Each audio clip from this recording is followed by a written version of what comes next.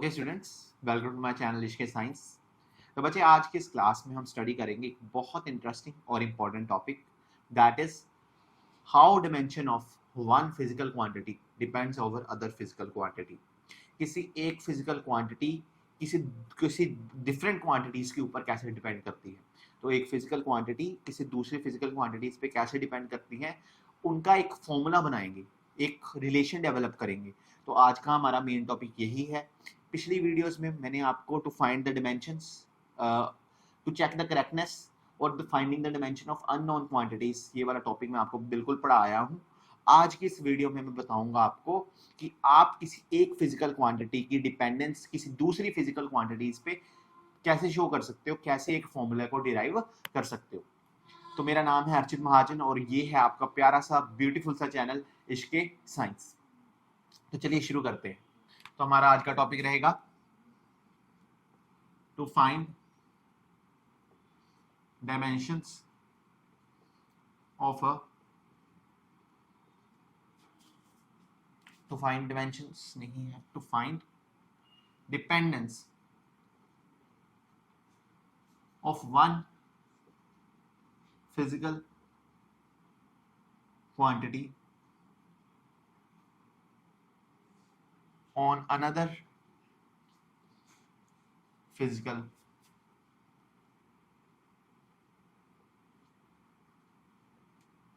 quantities।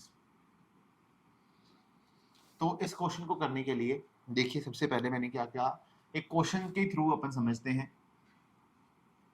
इस कंसेप्ट को समझने के लिए एक क्वेश्चन लेते हैं। आपके पास एक सिंपल पेंडुलम है, वो ऑसिलेट करता है टू और फ्रो। सिंपल पेंडुलम ऑसिलेट करता है टू और फ्रो, आगे और पीछे आता है। अभी मैंने क्या कहा कि ये जो इसका टाइम पीरियड होगा, time period, time to complete one revolution, time period क्या होता है, time to complete one oscillation. पहले आगे जाए, फिर पीछे को आए, फिर वापस आए, तो इसे क्या कहते हैं, वन ऑसिलेशन। तो इसमें जितना टाइम लगा होता है उसे अपन टाइम पीरियड कहते हैं। आगे जाना, फिर दूसरी मीन पे आना, फिर मीन दूसरे एक्सट्रीम पे आना, फिर मीन पे आना, तो ये टाइम पीरियड होता है। तो इसका जो टाइम पीरियड है वो कह रहे हैं time period of a simple pendulum. एक ऑसिलेशन खत्म करने में कितना टाइम लगेगा, time period of a simple pendulum depends on, किन पे डिपेंड कर रहा है, ध्यान से सुनना। Time period of a simple pendulum depends upon length of a pendulum and acceleration due to gravity.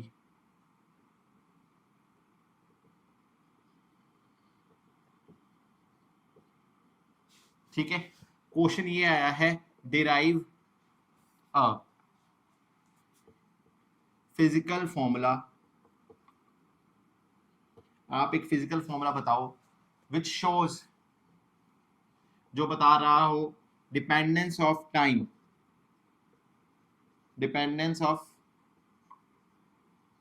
Time on length and gravity, dependence of time on length and gravity.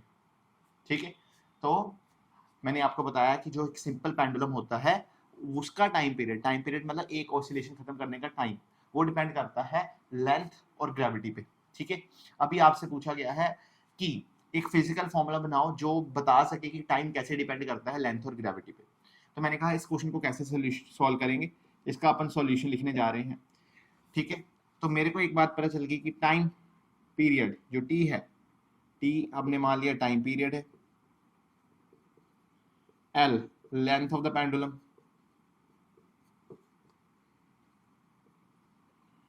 G acceleration due to gravity।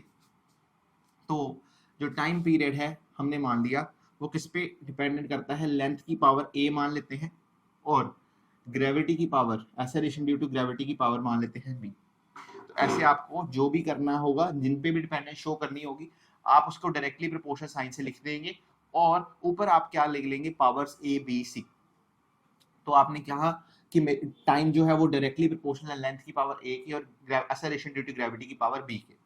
यहाँ पर directly proportional का sign हटा, यहाँ पर कोई constant आ गया होगा, तो डायरेक्टली प्रोपोर्शनल का साइन हटा तो यहाँ पर क्या आ गया, कोई कांस्टेंट। अभी यहाँ पर लेंथ की पावर ए है, तो लेंथ की डायमेंशन तो लेंथ ही होगी, ठीक है, और टाइम की डायमेंशन टाइम ही होगी, तो यहाँ पर टी लिख दिया। और acceleration due to gravity, acceleration है तो यहाँ पर क्या लिख दिया, एल टी माइनस 2 की पावर बी। तो ये लिख दिया time period equal to K times, यहाँ पर सभी की डायमेंशन फिल कर दी। टाइम की डायमेंशन टी थी, लेंथ की डायमेंशन एल थी, ग्रेविटी की एल टी माइनस 2 थी। Acceleration due to gravity, acceleration है तो उसकी डायमेंशन होगी एल टी माइनस 2। अभी यहाँ पर आ गया लेंथ की पावर ए, लेंथ की power B, T minus 2b, ठीक है। और यहाँ पर अगर आप थोड़ा सा इसको लेंथ मल्टीप्लाई करोगे तो लेंथ की पावर ऐड हो जाएंगे, तो एल ए प्लस बी आ जाएगा और टी माइनस कितना आ जाएगा, 2b। तो इतना मेरे को समझ लग गया कि ये आंसर आएगा, ठीक है। अभी आपने क्या करना है, जो सेम डायमेंशंस वाले हैं उनको इक्वेट कर देना है। तो टाइम की पावर क्या है, यहाँ पर 1, और यहाँ पर टाइम की पावर क्या है, 2b। यहाँ पर लेंथ आपको दिख नहीं रही, तो लेंथ की पावर क्या होगी, 0, और यहाँ पर क्या है, a प्लस बी। तो आपको ये दो इक्वेशनें ऑब्टेन हो जाएंगी। मैंने क्या कहा, मैं इधर कर देता हूँ, मैंने कहा कि आपको जोन सी डायमेंशंस की जो डायमेंशंस हैं, जैसे टाइम की डायमेंशन है, उसकी पावर्स को इक्वेट करा देना है। यहाँ पर टाइम की पावर 1 दिख रही है, यहाँ पर टाइम की पावर माइनस 2b है, तो यहाँ पर क्या आएगा, 1 इक्वल टू माइनस 2b।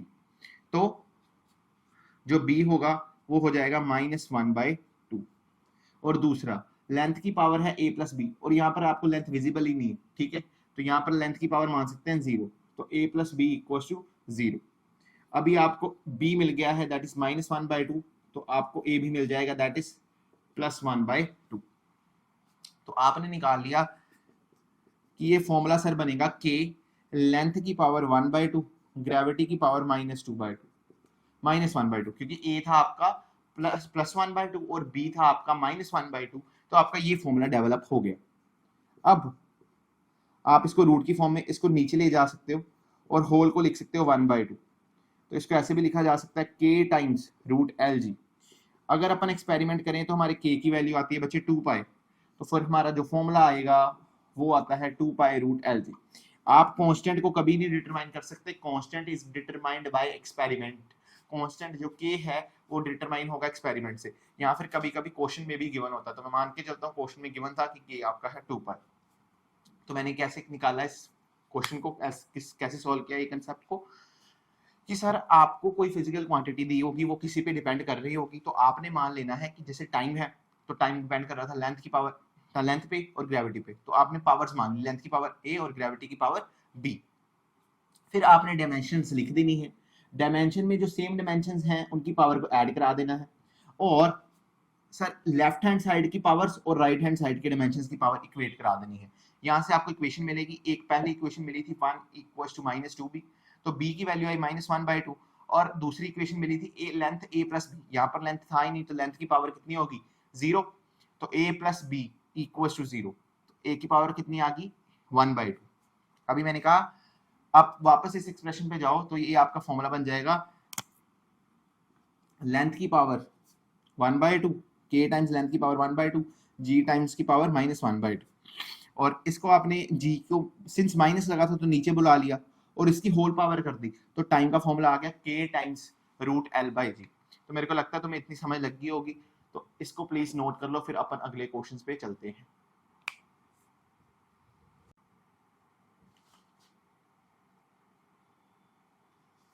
चलिए बच्चे नेक्स्ट क्वेश्चन को सॉल्व करते हैं। नेक्स्ट क्वेश्चन है कि जो वेलोसिटी है वेव की, जो पानी में ट्रैवल कर रही है, तो velocity of a wave travelling in a water, वो डिपेंड करता है वेवलेंथ कितनी है, डेंसिटी कितनी है पानी की, और एक्सेलरेशन ड्यू टू ग्रेविटी कितनी है। तो ये हमें गिवन है, तो इन्होंने कहा है कि derive a formula which shows velocity of a wave, ठीक है, वेव की कितनी स्पीड है, ये इन पे कैसे डिपेंड करती है। तो आपसे क्या कहा गया है कि आपसे एक सिंपल चीज पूछी गई है कि आपको बताना है कि जो वेव में पानी में जैसे पत्थर फेंका तो वेव्स बनती हैं और वो वेव्स ट्रैवल करती हैं, तो ट्रैवल करती हैं तो इनके पास क्या होगी, वेलोसिटी। वो वेलोसिटी डिपेंड करती है वेवलेंथ, डेंसिटी और ग्रेविटी पे। ठीक है, तो आप कह रहे, क्वेश्चन पूछा गया है कि आपको एक फॉर्मूला बनाना है जिसमें आपको बताना है कि velocity of a wave, velocity जो है वेव की, वो कैसे डिपेंड करती है वेवलेंथ, डेंसिटी और ग्रेविटी पे। तो सिंपल सा कंसेप्ट है जो पिछले क्वेश्चन में किया वही इस क्वेश्चन में करेंगे। तो देखिए, अपन मान लेंगे कि velocity is dependent upon wavelength, का सिंबल लैम्डा होता है तो लैम्डा की पावर ए, डेंसिटी का सिंबल रो होता है तो रो की पावर बी, और ग्रेविटी का जी होता है तो रो की पावर जी की पावर सी। तो जिन पे डिपेंड करती थी उनकी मैंने पावर ए बी सी रख दी। अभी जब डायरेक्टली प्रोपोर्शनल, यहाँ पर अपन लिख देंगे के, यहाँ पर लैम्डा ए रो बी जी सी आ जाएगा। अभी ध्यान से, अगर आप ध्यान से देखो तो यहाँ पर लैम्डा है वेवलेंथ, तो वो तो मेजर होगा सर लेंथ में। सर रो है डेंसिटी, तो डेंसिटी की डिमेंशन हो जाएगी M L minus 3 raise to power B. Sir यहाँ पर ग्रेविटी है तो ग्रेविटी की डिमेंशन हो जाती है एल टी माइनस 2 की पावर सी, एल वन टी माइनस 2, यहाँ पर एम वन एल माइनस 3। ठीक है, अभी पावर्स को आप क्या करो, मल्टीप्लाई कर दो अंदर, तो लेंथ की पावर ए आ जाएगी, एम की पावर बी आ जाएगी, लेंथ की पावर माइनस 3 बी आ जाएगी, लेंथ की पावर सी आ जाएगी और टी की पावर माइनस 2 सी आ जाएगी। अभी आप क्या करो कि सेम डायमेंशंस वाली पावर को ऐड कर दो। तो यहाँ पर मास तो एक ही दिख रहा है तो मेरे को एम बी यहाँ पर लिख लूंगा। लेंथ यहाँ पर कौन क्या है, लेंथ की पावर ए है, यहाँ पर माइनस 3 बी है, तो यहाँ पर आ जाएगा ए माइनस 3 बी प्लस सी, ए माइनस 3 बी प्लस सी। और टाइम का भी कोई नहीं दिख रहा तो यहाँ पर मैंने कितना लिख दिया, माइनस 2 सी। अभी यहाँ पर वेलोसिटी की डिमेंशन लिखते हैं। वेलोसिटी की डिमेंशन होती है m0 l1 t माइनस 1। तो अब इनको क्या कराते हैं, इनकी पावर्स को इक्वेट कराते हैं। तो m यहाँ पर 0 है, यहाँ पर m b है, तो यहाँ पर 0 इक्वल टू आ जाएगा सिंपली b। यहाँ पर लेंथ की पावर 1 है, राइट हैंड साइड पर लेफ्ट की पावर लेंथ की पावर है a minus b 3b plus c, तो a equal to a minus 3b plus c. यहाँ पर अपन 0 पुट कर दें b की जगह में, क्योंकि b की वैल्यू तो 0 है, तो यहाँ से इक्वेशन मिली a plus C equal to 1। और यहाँ पर टाइम की जो वैल्यू है वो है -1 और इधर टाइम की जो वैल्यू है वो है -2c। तो यहाँ से हमें पता चल गया कि -1 इक्वल टू -2c, माइनस से माइनस कैंसिल हो गया, 1/2 वैल्यू आई c की। तो अगर c की वैल्यू 1/2 तो a की भी वैल्यू कितनी हो जाएगी, 1/2, क्योंकि ये 1/2 उधर जाके क्या हो जाएगा, सब्ट्रैक्ट हो जाएगा। तो यहां से मैंने पावर्स पता कर ली। मैंने क्या किया, मैंने वेवलेंथ की डिमेंशन लिखी, क्योंकि लेंथ थी तो एल आया। मैंने डेंसिटी की डिमेंशन लिखी m1 l माइनस 3। मैंने एक्सेलरेशन ड्यू टू ग्रेविटी की डिमेंशन लिखी। अब मैंने क्या किया कि इन पावर्स को अंदर मल्टीप्लाई करा दिया, जो सेम थे उनकी पावर्स को अपन ने ऐड करा दिया। जैसे लेंथ यहाँ पर सेम है तो यहाँ पर a -3b और c, तो ये पावर्स क्या होगी इसकी ऐड। यहाँ पर मास की था ही नहीं और कोई मास, तो यहाँ पर एम बी रहने दिया, यहाँ पर T rays to power -2c रहने दिया। अभी यहाँ पर मैंने वेलोसिटी की डिमेंशन पुट की और मास की पावर को मास की पावर के साथ इक्वेट कराया, लेंथ की पावर को लेंथ के साथ इक्वेट कराया और टाइम की पावर को टाइम के साथ इक्वेट कराया। तो मेरे को लगता है तुम्हें इतनी समझ लगी होगी। अब बात करते हैं कि b हमारी वैल्यू आई 0, 1 आया a माइनस 3b प्लस सी के बराबर, पर b की वैल्यू 0 थी तो हमें इक्वेशन मिल गई a plus C equals to 1। यहाँ पर मैंने जब टाइम को इक्वेट कराया तो c की वैल्यू आई 1/2 और c की वैल्यू जब 1/2 रखी तो a की वैल्यू आई 1/2। अब सर ये वो सारा निकल गया, लेकिन फॉर्मूला सर बन जाएगा k टाइम्स वेवलेंथ की पावर 1/2, डेंसिटी की पावर 0 और एक्सेलरेशन ड्यू टू ग्रेविटी की पावर 1/2। तो इससे मेरे को समझ आया कि डेंसिटी की पावर 0 है तो डेंसिटी पे डिपेंड ही नहीं करेगी। तो यहाँ पर फॉर्मूला बन जाएगा लैम्डा की पावर 1/2, जी की पावर 1/2। इनको अपन इकट्ठा लिख सकते हैं लैम्डा जी की पावर 1/2। तो यहाँ पर k टाइम्स लैम्डा जी की पावर क्या आ सकता है, k रूट लैम्डा जी। तो velocity of a water wave जो होती है वो किसके बराबर होती है, k रूट लैम्डा जी। मेरे को लगता है तुम्हें इतनी बात समझ लग गई होगी। अपन चलते हैं अपने नेक्स्ट क्वेश्चन की तरफ। तो चलिए बच्चे नेक्स्ट क्वेश्चन करते हैं। मेरे को लगता है आपने ये लिख लिया होगा, क्वेश्चन को नोट कर लिया होगा। तो नेक्स्ट क्वेश्चन की तरफ चलते हैं बच्चे। तो जो हमारा नेक्स्ट क्वेश्चन रहेगा वो है कि आपको ये दिया गया है कि एक आपके पास स्टोन है, मास ऑफ स्टोन, ठीक है, जो फ्लो कर रहा है रिवर के अंदर। तो वो डिपेंड करता है मास स्टोन का किसके ऊपर, वेलोसिटी ऑफ द रिवर के ऊपर।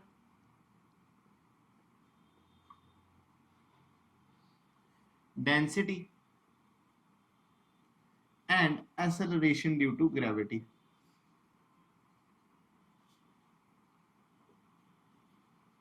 तो ये आपको गिवन है कि एक पत्थर है, पत्थर फ्लो कर रहा है पानी में, तो उसका मास किन किन चीजों पे डिपेंड करता है। मास तो वैसे पत्थर का कांस्टेंट ही होगा, बट क्या है कि क्या हम एक कांस्टेंट चीज की भी डिपेंडेंस शो कर सकते हैं, या हम ये कोई फॉर्मूला डेवलप कर सकते हैं कि इतनी वेलोसिटी होगी पानी की तो इतना बड़ा मास मूव होगा, थोड़ी वेलोसिटी होगी तो थोड़ा मास मूव होगा पत्थर का। तो ये एक रिलेशन डेवलप करने लगे हैं। तो मेरे पास क्या है, एक मास जो होगा पत्थर का, कितना मास पानी का पत्थर का मूव कर पाएगा पानी के अंदर, वो डिपेंड करता है वेलोसिटी ऑफ रिवर पे, डेंसिटी क्या है पानी की, और एक्सेलरेशन ड्यू टू ग्रेविटी पे। इन तीन चीजों पे डिपेंड करता है। तो मैंने लिख लिया कि जो मास है वो डायरेक्टली प्रोपोर्शनल है वेलोसिटी की पावर a, डेंसिटी की power b, acceleration due to gravity की पावर c। ये मैंने लिख लिया। अभी यहां पर मैंने लगा दिया k, क्योंकि k कोई कांस्टेंट होगा। अभी टाइम है बच्चे डायमेंशंस फिल करने का। वेलोसिटी की डायमेंशन L1t-1 की पावर a, डेंसिटी की dimension sir m1 L-3 power b। बच्चे अगर आपको dimension as it is learn नहीं है तो आप कभी भी क्वेश्चन सॉल्व नहीं कर पाओगे। मैंने एक वीडियो बनाई हुई है डायमेंशंस ऑफ मैकेनिकल क्वांटिटीज, तो मैं लिंक दे दूंगा डिस्क्रिप्शन में, उस वीडियो को देख लो ताकि आपको हर डायमेंशन पता हो मैकेनिकल क्वांटिटीज की, क्योंकि ज्यादातर क्वेश्चंस मैकेनिकल क्वांटिटीज से आते हैं। अभी ग्रेविटी की बात हुई तो ग्रेविटी किसके बराबर हो जाएगी, acceleration due to gravity L1t-2 की पावर c। तो यहां पर आ गया k LA t-a mb L-3b LC t-2c। ये आ गया, ठीक है। अभी मेरे को कंसेप्ट पता है कि मेरे को क्या करना है, सेम जिनकी डायमेंशन है उनकी पावर को प्लस कर देना है। तो यहाँ पर मास की पावर तो b आई, लेंथ की पावर आई a-3b प्लस c, और टाइम की पावर आई a-2c। यहाँ पर सिर्फ अकेला मास है, तो यहाँ पर अपन ऐसे लिख सकते हैं m1 L0 T0, ठीक है बच्चे। और यहाँ पर क्या आ जाएगा, m की पावर b, l की power a-3b plus c, t की पावर -a-2c। अभी इक्वेट कर सकते हैं m की पावर b, m की पावर, यहाँ पर m की पावर 1 है और यहाँ पर m की पावर b है, तो मैंने मास की डिमेंशन को क्या करा दिया, इक्वेट। यहाँ से मेरे को मिल गया b1 है। दूसरी मेरे को इक्वेशन मिली लेंथ की पावर 0, लेंथ की पावर a-3b प्लस c, तो 0 equals to a-3b plus c। a कितना है आपका वो हमें पता नहीं है, पर b पता है, तो a-3 plus c equals to 0। 3 इधर आ जाएगा तो a plus c equals to 3। यहां से हमें दूसरी इक्वेशन मिल गई। थर्ड इक्वेशन, तो मैंने पहले ये वाला स्टेप बता दूं कि लेंथ की पावर 0 थी और लेंथ की पावर a-3b प्लस c थी, तो इन दोनों को मैंने क्या करा दिया, इक्वेट करा दिया, ठीक है। अब मैंने क्या किया कि b की वैल्यू 1 आई हुई थी, तो जब b1 लिखूंगा तो यहाँ पर -3 आ जाएगा, -3 उधर जाएगा तो +3 हो जाएगा, और यहाँ पर क्या रह जाएगा, a प्लस c। अब यहाँ पर टाइम की पावर कितनी है, 0, और यहाँ पर टाइम की पावर कितनी है, -a-2c, तो 0 इक्वल्स टू -a-2c यहाँ पर आ जाएगा। यहाँ से भी अपन एक रिलेशन निकाल सकते हैं कि a-2c के बराबर है, तो यहाँ से अपन निकल जाएगा ए की वैल्यू आएगी -2c प्लस सी, तो यहां पर आ गया -c = 3, तो c की वैल्यू आई बच्चे -3।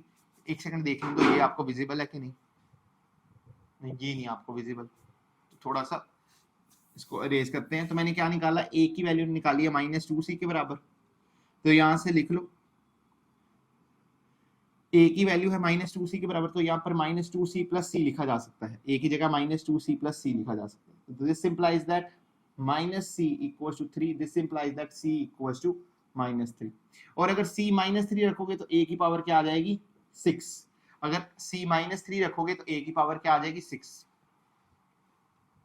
हाँ ये विजिबल है। तो मैंने क्या कहा कि a प्लस सी 3 के बराबर था, यहां से निकला a -2c, तो a को रख दिया -2c इधर, -2c प्लस c -c = 3, तो c की वैल्यू आई -3। अब मैंने कहा c को -3 रखोगे तो a की पावर क्या आ जाएगी 6 आ जाएगी। तो यहां से हमें पता चल गया कि जो मास होगा वो k टाइम्स वेलोसिटी की पावर 6, क्योंकि a हमारा 6 आया है, डेंसिटी की पावर 1, डेंसिटी की पावर 1 मतलब ये हो जाएगा, और gravitational acceleration due to gravity की पावर -3, तो ये हो जाएगा। तो फॉर्मूला बन जाएगा kv6ρ/g3। ये मेरे को लगता है तुम्हें प्रॉपरली समझ लग गया होगा। अपन नेक्स्ट क्वेश्चन पे चलते हैं, और कोशिश करो कि नेक्स्ट क्वेश्चन तुम भी खुद सोल्व करो, क्योंकि जब तक तुम नहीं सोल्व करोगे तब तक तुम्हें नहीं पता चल पाएगा कि तुम्हारे को क्वेश्चंस आते हैं कि नहीं आते।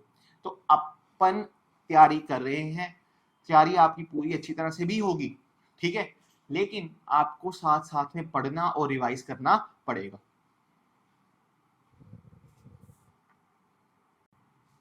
तो चलिए बच्चे नेक्स्ट क्वेश्चन को शुरू करते हैं।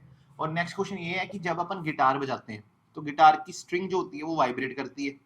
अभी वाइब्रेट करती है, और वाइब्रेशन की एक प्रॉपर्टी होती है दैट इज कॉल्ड फ्रीक्वेंसी। तो फ्रीक्वेंसी का मतलब होता है number of cycles per unit time. एक सेकंड में जनरली एक सेकंड में मानते हैं कि एक सेकंड में आपकी स्ट्रिंग कितनी वाइब्रेट की, ठीक है, कितना उसने ऑसिलेशंस कंप्लीट किए, ठीक है, टू एंड फ्रो मोशन कितनी बार किया, उसे क्या कहते हैं, फ्रीक्वेंसी कहते हैं। अभी जो फ्रीक्वेंसी है बच्चे, वो कहते हैं लेंथ पे डिपेंडेंट होती है, स्ट्रिंग आप कितनी लंबी ले रहे हो। दूसरा वो डिपेंडेंट होती है बच्चे मास पर यूनिट लेंथ पे, मास पर यूनिट लेंथ के। और थर्ड गिवन है टेंशन। तो मेरे को ये इंफॉर्मेशन गिवन है, और ये बता रहे हैं कि डिराइव अ फॉर्मूला कि जिसमें बताया गया हो कि फ्रीक्वेंसी कैसे डिपेंडेंट है इन तीन चीजों पे, ठीक है।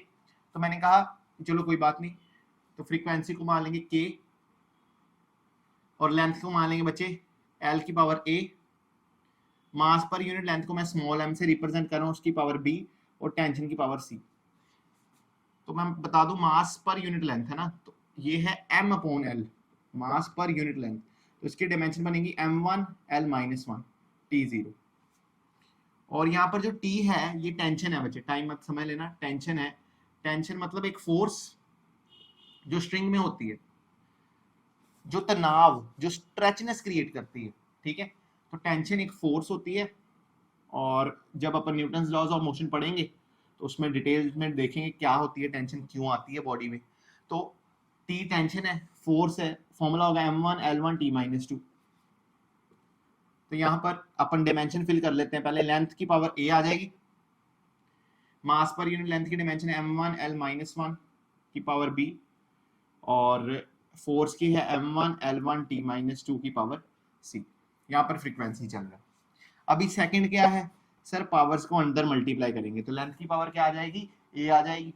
अब m की पावर क्या आ जाएगी b, लेंथ की पावर क्या आ जाएगी -b, मास की पावर c, लेंथ की पावर c, t की पावर -2c। सर यहाँ पर अभी क्या करने जा रहे हैं कि सेम डायमेंशन की पावर को ऐड कर देंगे। तो यहाँ पर मास इधर भी है, मास इधर भी है, तो यहाँ पर मास की पावर हो जाएगी b प्लस c। यहाँ पर सर लेंथ इधर भी है, इधर भी है, और इधर भी है, तो लेंथ की power a minus b plus c, ये हो जाएगी। और टाइम तो सर एक जगह ही दिख रहा है, तो यहाँ पर t⁻⁻2c लगा देंगे। अभी यहाँ पर फ्रीक्वेंसी है सर, फ्रीक्वेंसी होती है 1/टाइम पीरियड। तो फ्रीक्वेंसी की डायमेंशन हो जाएगी m0 l0 t-1, बिकॉज उसका मतलब होता है फ्रीक्वेंसी मतलब नंबर अपॉन टाइम, तो फ्रीक्वेंसी का मतलब होता है कितने नंबर ऑफ ऑसिलेशन, तो नंबर की तो डायमेंशन होती नहीं है, सिर्फ टाइम की होती है। तो m0 l0 ऊपर t0 नीचे t, तो dimension is m0 l0 t-1। तो इतना मेरे को लगता है तुम्हें समझ लग गया होगा। अभी क्या करना है, डायमेंशंस जो मास के डायमेंशन है लेफ्ट हैंड साइड पे और जो राइट हैंड साइड पे, उन दोनों की पावर्स को क्या कराना है, इक्वेट कराना है। तो यहाँ पर देखो, यहाँ पर 0 है और यहाँ पर b प्लस सी है, तो यहाँ पर सिंपली अभी मैं लिख दे रहा हूँ b plus C equal to 0। यहाँ पर लेंथ की पावर 0 है, यहाँ पर a minus b plus c 0 है, तो 0 equal to a minus b plus c. यहाँ पर t की पावर है -1 और यहाँ पर लिखा हुआ है 2c, तो ये माइनस माइनस कैंसिल, तो c की वैल्यू आ गई 1/2। c की वैल्यू यहाँ पर रखोगे 1/2, तो b की वैल्यू आ जाएगी -1/2। और यहाँ पर गिवन है कि माइनस ऑफ -1/2, तो b की वैल्यू आई थी -1/2 और c की वैल्यू कितनी आई है 1/2, तो ये बन जाएगा a प्लस 1/2 प्लस 1/2, और यहाँ पर आ जाएगा a प्लस 1 इक्वल टू 0, तो -1 इक्वल टू a। तो यहाँ पर अपन ने a b c की वैल्यू फाइंड आउट कर ली। अब अपन फॉर्मूले में पुट करेंगे, फॉर्मूला कह रहा था आपको k लेंथ की पावर a, तो लेंथ की पावर इज -1 और m की पावर b, तो ये -1/2, टाइम की पावर c, तो c की पावर है 1/2। थोड़ी सी रीअरेंजमेंट करेंगे, जो नेगेटिव पावर्स हैं उनको नीचे ले जाएंगे, नेगेटिव पावर्स को अपन नीचे ले जाएंगे, तो यहाँ पर क्या आ जाएगा l t की पावर 1/2 बच जाएगा, इधर बच जाएगा l और m की पावर 1/2। k अपॉन l को साइड में लिख लो, l है, ठीक है, और t अपॉन m को हम लिख सकते हैं पावर 1/2 में, क्योंकि इनकी दोनों की पावर क्या है 1/2 ही है। अभी इस k बाय l को मैंने लिख लिया t बाय m की रूट, तो फ्रीक्वेंसी का फॉर्मूला क्या बन गया, थोड़ा सा साफ सफाई से लिखता हूं, फ्रीक्वेंसी का हो गया k, यहाँ पर क्या आ गया माइनस नेगेटिव पावर्स को नीचे ले गया, t की पावर 1/2, l की पावर 1, m की पावर 1/2। यहाँ पर मैंने k को और l को साइड पे लिख लिया, और यहाँ पर t raise to power m को सीधा लिख लिया 1/2, और यहाँ पर आ जाएगा k बाय l, तो रूट t बाय m। तो मेरे को लगता है तुम्हें इतना समझ आ गया होगा। अगर कोई डाउट होगा तो आप कमेंट सेक्शन में लिख देना, मैं एक बार फिर से क्लियर करवा दूँ। तो कुछ नहीं किया मैंने, यहाँ पर डायमेंशंस फिल करी हैं, एक बार लास्ट टाइम रेपिटेशन दे रहा हूँ, डायमेंशंस फिल करी, डायमेंशंस जो भी आई उसको पावर के साथ मल्टीप्लाई कर दिया, सेम पावर वाली डायमेंशंस को ऐड कर दिया, अभी लेफ्ट हैंड साइड के साथ इक्वेट कराया, तो 3 इक्वेशंस बनेंगी। उन 3 इक्वेशंस को अपन ने यहाँ पर जाके क्या किया है, सब्स्टिट्यूट किया है, और यहाँ पर मैंने थोड़ी सी रीअरेंजमेंट की है। तो आपको मेरे को लगता है ये समझ लग गया होगा। तो नेक्स्ट क्वेश्चन पे चलते हैं अपन। तो चलिए बच्चे अगला क्वेश्चन करते हैं। अगला क्वेश्चन ये है कि आपके पास एक प्लैनेट है, प्लैनेट रिवॉल्व्स अराउंड सन, ठीक है, in a circular orbit. Circular orbit में प्लैनेट घूम रहा है। आपको बताया गया है कि उसका टाइम पीरियड मतलब time to complete one revolution, time period is dependent upon mass of sun, वो सन के मास पे डिपेंडेंट है, ठीक है। कैसे, वो अभी अपन डिस्कस नहीं करेंगे, अपन सिर्फ अभी डायमेंशंस पढ़ रहे हैं। तो ये सारे जो हैं फिजिक्स के आगे जाके कंसेप्ट डिस्कस होंगे कि वो मास के अपने मास पे क्यों नहीं डिपेंडेंट उसका टाइम पीरियड, जबकि मास ऑफ सन पे डिपेंडेंट क्यों है। तो ये सारे क्वेश्चंस आगे जाके डिस्कस करेंगे। अभी सिर्फ in the for the dimensional analysis अपन मान रहे हैं कि हमें गिवन है question time period mass of the sun के डायरेक्टली प्रोपोर्शनल है, रेडियस के डायरेक्टली प्रोपोर्शनल है, किस रेडियस में वो घूम रहा है, और तीसरा है ग्रेविटेशनल कांस्टेंट, इन तीनों के डायरेक्टली प्रोपोर्शनल वो गिवन है। तो टाइम पीरियड हमारा डायरेक्टली प्रोपोर्शनल हो जाएगा मास की पावर a, रेडियस की पावर b, और ग्रेविटेशनल कांस्टेंट को कैपिटल G से रिप्रेजेंट करते हैं, तो capital G raised to power c। अब यहाँ पर डायरेक्टली प्रोपोर्शनल का साइन हटेगा, यहाँ पर आ जाएगा k, मास की पावर a, रेडियस लेंथ में मेजर होता है तो लेंथ की पावर b, और ग्रेविटेशनल कांस्टेंट की डायमेंशन m-1 l3 t-2, यहाँ पर c आ जाएगा। तो ये किसके बराबर हो जाएगा, ma lb m-c l3c t-2c। तो k की वैल्यू बच्चे आ गई ये। अब ये आपको क्वेश्चन मिल गया, ठीक है। अभी आपने क्या करना है, सेम बेस पावर ऐड। तो यहाँ पर पावर ऐड हो रही है a-c lb+3c और t-2c। और इसको भी अगर मैं ऐसे डायमेंशनल फॉर्म में लिखना चाहूँ टाइम को, तो m0 l0 t1 लिख सकता हूँ, m0 l0 t1 लिख सकता हूँ। अभी मैं क्या करने जा रहा हूँ, मैं लेफ्ट हैंड साइड के डायमेंशन a-c तो हमें डायरेक्टली पता चल गया, क्योंकि यहाँ पर मास की पावर 0 और यहाँ पर मास की पावर a-c है। अभी b+3c वो भी बच्चे 0 के साथ इक्वेट हुआ, तो b+3c भी हमारा 0 होगा। और यहाँ पर हमें पता चल गया कि यहाँ पर t⁻1 है और यहाँ पर t⁻2c है, तो 1 = -2c, तो c की वैल्यू आ जाएगी -1/2, ठीक है। अब c की वैल्यू अगर -1/2 है तो a की वैल्यू आ जाएगी यहाँ पर +1/2, तो a की वैल्यू आ जाएगी -1/2। और b जो c है हमारा -1/2, तो जो हमारी b की वैल्यू आ जाएगी वो आ जाएगी -3/2 = 0, सो b = 3/2। तो मैंने क्या कहा, ये a-c ये b+3c, तो मैंने टाइम c की वैल्यू निकाली -1/2, यहाँ सब्स्टिट्यूट किया तो a की वैल्यू आई -1/2, यहाँ सब्स्टिट्यूट किया तो b की वैल्यू आई 3/2। तो इसका मतलब जो टाइम है वो k टाइम्स होगा m की पावर a आया -1/2, r की पावर b 3/2 और टाइम g की पावर -1/2।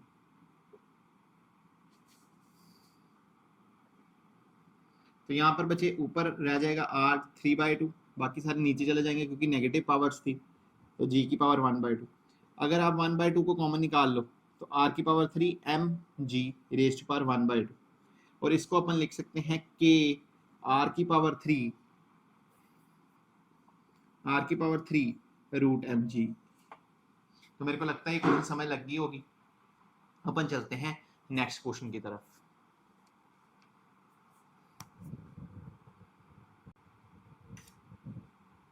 तो चलिए बच्चे नेक्स्ट क्वेश्चन करते हैं। नेक्स्ट क्वेश्चन जो है वो ये है कि आपको डायरेक्टली नहीं पूछा होगा कि डिपेंडेंस शो करो, आपको थोड़ा सा घुमा के क्वेश्चन पूछा होगा। कैसे? Example, if velocity of light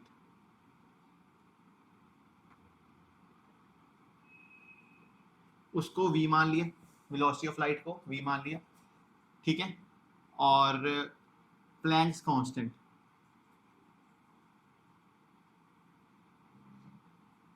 इसे h से रिप्रेजेंट करते हैं, और ग्रेविटेशनल कांस्टेंट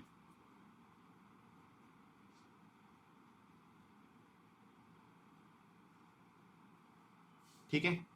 इन तीनों को फंडामेंटल क्वांटिटी मान लें, are taken as fundamental quantities, ठीक है। देन हाउ मास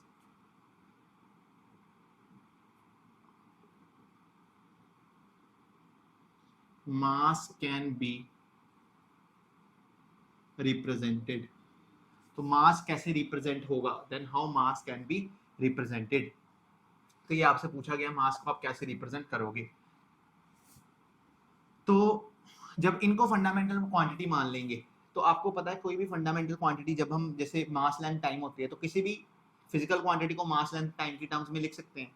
ऐसे ही मास को अगर इनको फिजिकल क्वांटिटीज मान लिया तो मास को भी इनकी टर्म्स में लिख सकते हैं। तो यहीं पर हम लिखेंगे कि mass depends upon velocity of light, mass किस पे डिपेंड कर रहा है, वेलोसिटी ऑफ लाइट पे, और बताओ प्लैंक्स कांस्टेंट और ग्रेविटेशनल कांस्टेंट। ठीक है, इन पे वो डिपेंड कर रहा है। तो अपन इसको ऐसे लिख सकते हैं कि mass is directly proportional to velocity की पावर a, प्लैंक कांस्टेंट की पावर b और ग्रेविटेशनल कांस्टेंट की पावर c। डायरेक्टली प्रोपोर्शनल का साइन हटाएं तो यहाँ पर कुछ कांस्टेंट आ जाएगा, ठीक है। वेलोसिटी की पावर a, प्लैंक कांस्टेंट की पावर b और ग्रेविटेशनल कांस्टेंट की पावर c। तो यहाँ पर जो मास है उसकी डायमेंशन तो बन जाएगी m1 l0 t0। वेलोसिटी की होती है बच्चे l1 t-1, Planck's constant m1 l2 t-2 उसकी पावर b, और ग्रेविटेशनल कांस्टेंट आपको एक बात पता होनी चाहिए कि प्लैंक कांस्टेंट की वैल्यू होती है m1 l2 t-2। सबसे इंपॉर्टेंट डायमेंशन है याद करने के लिए, ठीक है। ग्रेविटेशनल कांस्टेंट होता है m-1 l3 t-2 की पावर c। तो यहाँ पर आ जाएगा k लेंथ की power a t raise to power minus a, m की पावर b l की पावर 2b t की पावर -2b, ठीक है। और फिर हमारे पास आ जाएगा यहाँ पर -c 3c -2c, और यहाँ पर तो हमारा m1 l0 t0 तो चल रहा है, ठीक है। अभी मैंने क्या बात कही कि मास की पावर आ गई -c, लेंथ की पावर्स को अपन इकट्ठे नहीं, यहाँ पर आ जाएगी b -c, तो मास की power same base power add करा दी, तो यहाँ पर -c। लेंथ की पावर आ जाएगी बच्चे a + 2b + 3c। टाइम की पावर आ जाएगी बच्चे -a -2b -2b -2c। -2b नहीं आएगा, यहाँ पर b -1 से मल्टीप्लाई हुआ था तो यहाँ पर -b आएगा, तो a - b -2c, ठीक है, ये आ जाएगा। अभी आपने यहाँ से ध्यान से देखो तो b - c 1 से इक्वेट हो रहा है, तो b - c = 1, तो c को मैं लिख सकता हूँ एज अ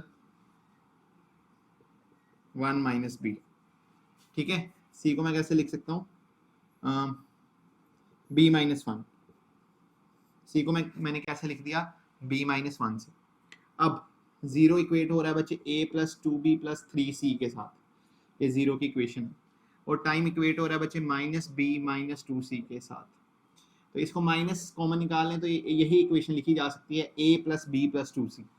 अभी मैंने क्या कोशिश क्या रहेगी अपन की इक्वेशन को सॉल्व करने की, कि हमें अपने वेरिएबल्स जो हैं a b c किसी एक वेरिएबल की टर्म में लिखने हैं। तो मैंने जैसे c को b की टर्म्स में लिख दिया, तो अभी a को भी b की टर्म्स में लिखना पड़ेगा।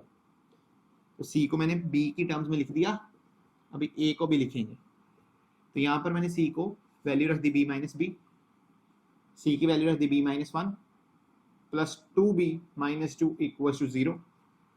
यहाँ पर आ जाएगा a + 3b - 2 = 0, so a = 2 - 3b आ जाएगा। यहाँ पर a की वैल्यू क्या आ गई 2 - 3b। इस इक्वेशन में पुट करेंगे तो यहाँ पर a की वैल्यू आएगी 2 - 3b, यहाँ पर तो 2b है और यहाँ पर 3c, तो यहाँ पर अपन 3b - 1 लिख सकते हैं। तो यहाँ पर आ जाएगा -3b + 2b + 3b - 3। मेरे साथ साथ सोल्व करो। मैंने यहाँ पर a की वैल्यू रख दी 2 - 3b, और मैंने b की तो ऐसे रहने दी, और c की वैल्यू रख दी b - 1। ये 3 मल्टीप्लाई हुआ, 3b माइनस क्या आ गया 3 आ गया। अब ये -3b और ये 3b कैंसिल हो गया, 2 - 3 - 1 2 - 3 - 1 + 2b। अब ये 1 उधर चला गया, तो b की वैल्यू आई 1/2। जब b की वैल्यू 1/2 आई तो c की वैल्यू आई -1/2, और यहाँ पर a की वैल्यू, ये शायद विजिबल ना हो, तो यहाँ पर a, एक सेकंड चेक करना पड़ेगा, हाँ, a की वैल्यू आई 2 - 3b, तो व्हाट इज b 1/2, तो 2 - 3/2 दैट इज 4 - 3/2। ये एलसीएम उधर चला जाएगा, यहाँ पर a की वैल्यू आ गई 1/2। तो मेरे को समझ लग गया कि ऐसे इसके डायमेंशन सॉल्व करते हैं, ठीक है। यहाँ पर मैंने पहले c की वैल्यू निकाली b की टर्म्स में और यहाँ पर a की वैल्यू निकाली b की टर्म्स में, दोनों को फिर इस इक्वेशन में पुट किया और यहाँ से b की वैल्यू आई 1/2, फिर इसमें रखी c की वैल्यू आई, फिर इसमें रखी a की वैल्यू आई।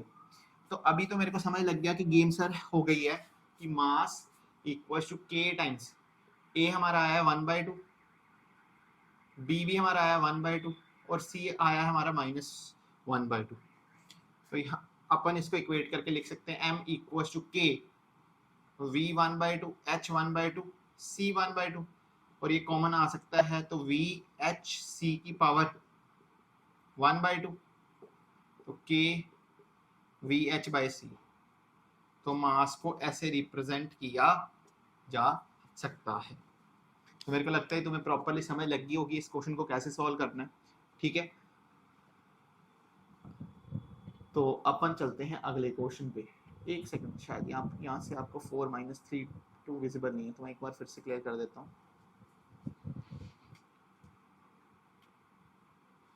तो यहाँ पर मैंने b की वैल्यू रखी थी 1/2 तो 3/2 आ गया और इस एलसीएम लिया तो 4 - 3/2 तो a की वैल्यू आ गई 1/2।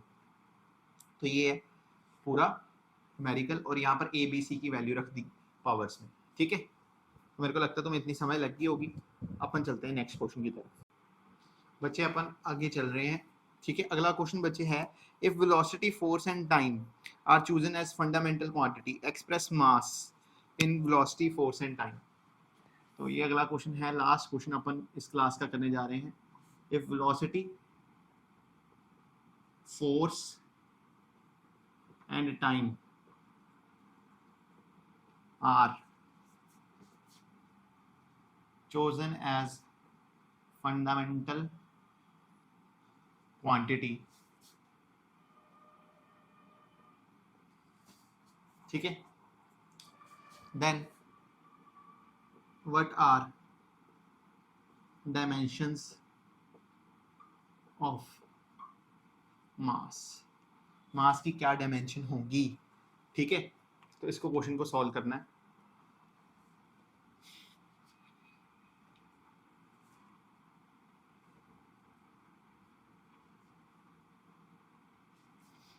चलिए, तो मास डिपेंड करेगा वेलोसिटी की पावर a पे, फोर्स की पावर b पे और टाइम की पावर c पे। तो ऐसे लिख दिया एक्सप्रेशन। अभी डायरेक्टली प्रोपोर्शनल का साइन हटाया तो यहाँ पर आ गया k v a f b t c और जब यहाँ पर बच्चे वेलोसिटी की डायमेंशन पुट की तो l1 t - 1 raise to power a, force m1 l1 t - 2 raise to power b, time t1 raise to power c। तो यहाँ पर आ जाएगा L A T minus A M B L B -2b और यहाँ पर टाइम आ जाएगा c, ठीक है। तो यहाँ पर मास है, मास की डायमेंशन m1 l0 t0। अभी इक्वेट कराया जाए तो हमें पता चलेगा यहाँ पर तो सिर्फ mb ही है, यहाँ पर आ जाएगा a प्लस b और टाइम की पावर आ जाएगी a - 2b प्लस c। तो m1 l0 t0, देखिए लेंथ की power l a plus b हो जाएगा और मास का तो अकेला ही है तो एम बी हो जाएगा, टी की पावर -a है, टी की पावर -2b और टी की पावर c है, तो ये पावर से ऐड हो जाएंगे। अभी यहाँ पर मास की पावर 1 और यहाँ पर b, तो b इक्वल्स टू 1 पता चला गया। यहाँ पर 0 equals to a plus b, तो b तो आप निकाल चुके हो 1, तो a इक्वल्स टू -1। अभी यहाँ पर -a - 2b plus c equals to, ये भी 0 के बराबर ही इक्वेट होगा। तो a की वैल्यू है -1, b की वैल्यू है 1, c, तो यहाँ पर आ जाएगा 1 -2 c, तो यहाँ पर c की वैल्यू आ गई 1। तो अगर इस फॉर्मूले में आप पुट करते हो तो मास इक्वल्स टू k की पावर a, वेलोसिटी की पावर आई -1, फोर्स की पावर आई 1 और टाइम की power I 1। Formula will become kft/v। तो ये आपका फॉर्मूला बन जाएगा।